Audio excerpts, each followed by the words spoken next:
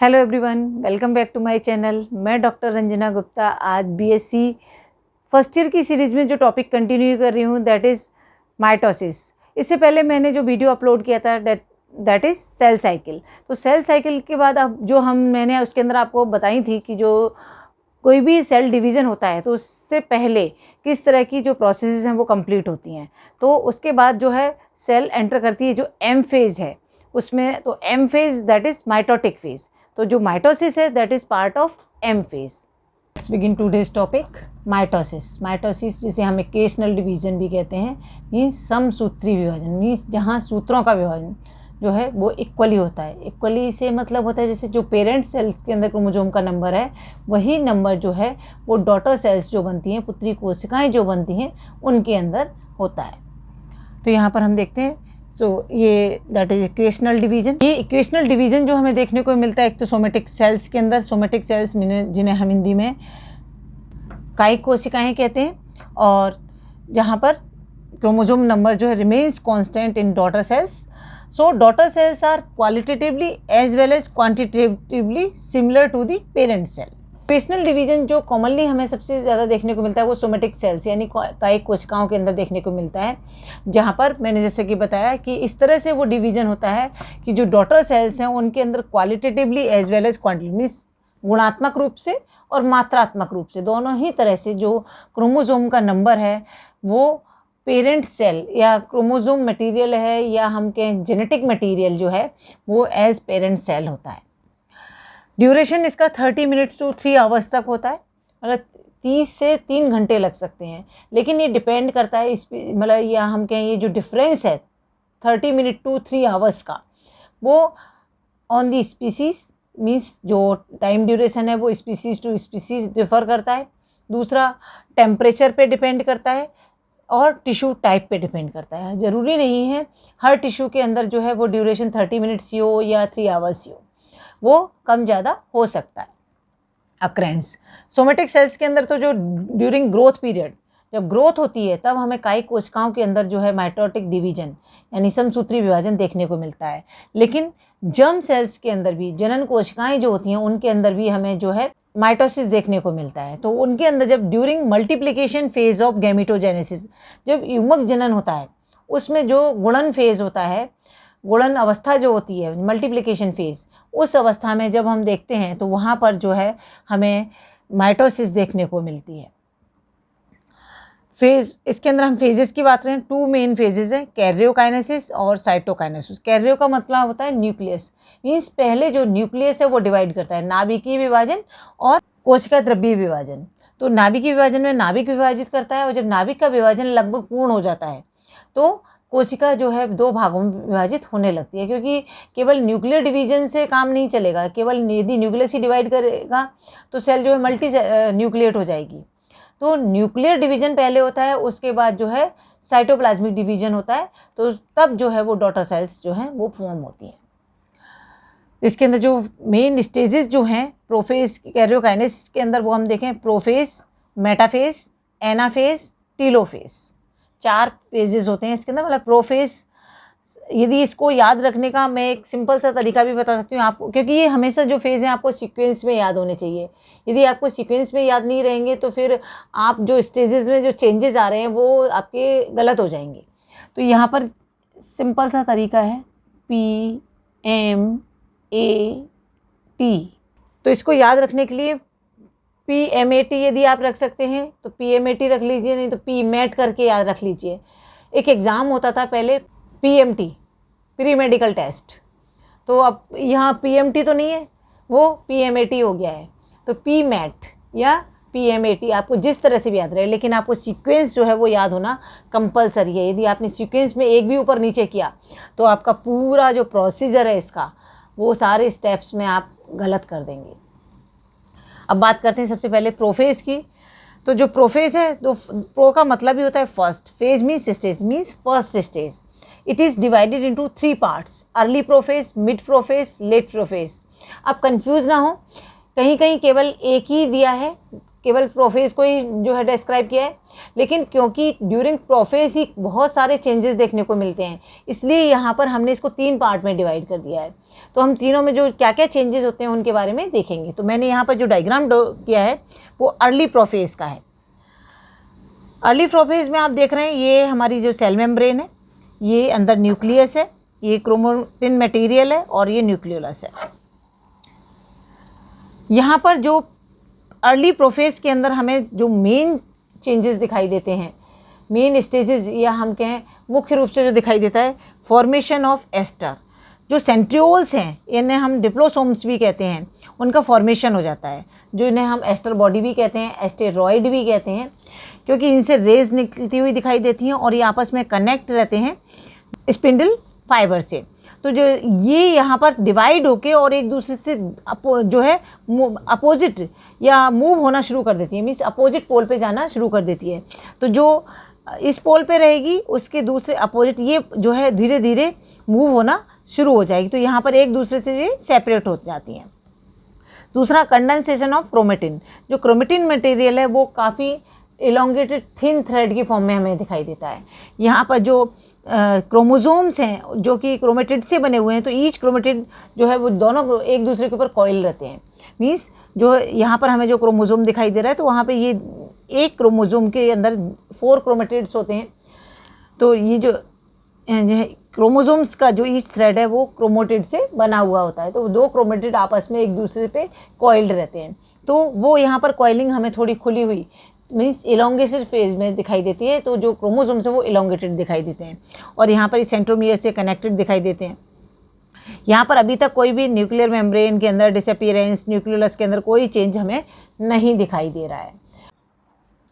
Now mid prophase. Mid prophase के अंदर हम देखें तो जो चेंजेस आते हैं, that is further condensation of chromosomes. Chromosomes become more condense, means उनके अंदर जो संघनन की प्रक्रिया है वो और ज़्यादा हो जाती है, तो वो थोड़े हमें थिक दिखाई देने लगते हैं। दूसरा, जो न्यूक्लियर मेम्ब्रेन है वो डिसअपीयर होना शुरू हो जाती है और जो न्यूक्लियोलस है वो भी डिसअपीयर होना शुरू हो जाता है और जो एस्टर्स हैं वो और जो एक दूसरे से अपोजिट एंड की ओर जाना शुरू हो जाते हैं। जो न्यूक्लियर मेम्ब्रेन है जो जो फ्रेगमेंटेड हो जाती है वो मर्ज हो जाती है एंडोप्लाज्मिक रेटिकुलम के अंदर। लेट प्रोफेज के अंदर हम देखें तो जो स्पिंडल फाइबर्स हैं वो फुली डेवलप्ड हो जाते हैं, मीन्स जो एक तरह से माइटोटिक एपरेटस बनता है। तो माइटोटिक फाइबर्स जो हैं वो पूरी तरह से डेवलप हो जाते हैं। 2 तरह के फाइबर्स होते हैं, कंटिन्यूस और डिसकंटिन्यूस, या हम जिन्हें इंटरपोलर फाइबर भी कहते हैं। मीन्स जो कंटिन्यूस होते हैं उन्हें इंटरपोलर मतलब पोल टू पोल जो अटैच रहते हैं। तो आप देख सकते हैं जो पोल टू पोल हैं उन्हें हमने इंटरपोलर कहा है। डिसकंटिन्यूस वो होते हैं जिन पर जो क्रोमोसोम्स हैं वो अरेंज हो जाते हैं, तो ये डिसकंटिन्यूस फाइबर हैं जिन पर कि क्रोमोसोम्स लगे हुए हैं और ये जो पार्ट है वो इक्वेटर फॉर्म करता है। तो इस तरह से जो दोनों एस्टर बॉडी थी वो अपोजिट एंड पर पहुंच जाती हैं और जो पूरा एक तरह से माइटोटिक एपरेटस है वो फॉर्म हो जाता है। तो complete disappearance of nuclear membrane जो एंड न्यूक्लियोलस, यहाँ पर न्यूक्लियर मेम्ब्रेन और न्यूक्लियोलस कंप्लीटली डिसअपीयर हो गया। फर्दर कंडेंसेशन ऑफ क्रोमोसोम और ज़्यादा थिक हो गए और 2 एस्टर्स बिकम एंटीपोडल इन पोजीशन। एंटीपोडल मीन्स अपोजिट, तो वो एक दूसरे के अपोजिट पोजीशन पर चले जाते हैं और स्पिंडल एपरेटस या माइटोटिक एपरेटस जो है वो डेवलप हो जाता है। तो इस तरह के चेंजेस हमें लेट प्रोफेज में दिखते हैं। तो फाइनली जो प्रोफेज की जो लास्ट स्टेज है वो कंप्लीट जब होती है तो ये स्ट्रक्चर हमें दिखाई देता है। अब बात करते हैं सेकेंड फेज की, दैट इज़ मेटाफेज।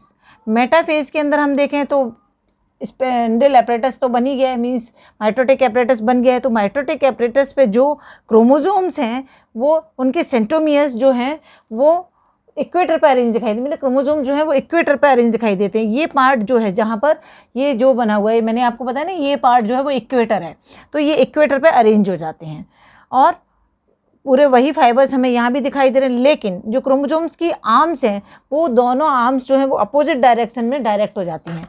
2 आर्म्स ऊपर की ओर, 2 आर्म्स नीचे की ओर, इस तरह हमें दिखाई देते हैं।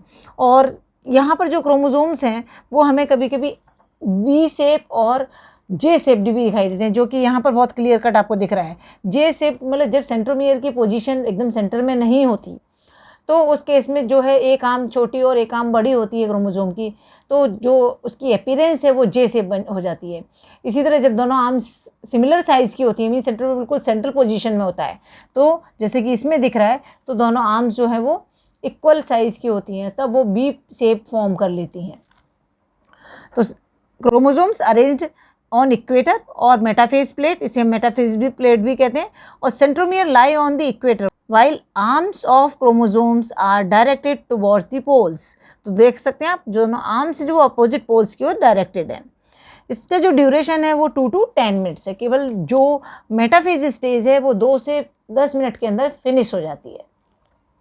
थर्ड स्टेज आती है एनाफेज। एनाफेज के अंदर हम क्या चेंज देख रहे हैं?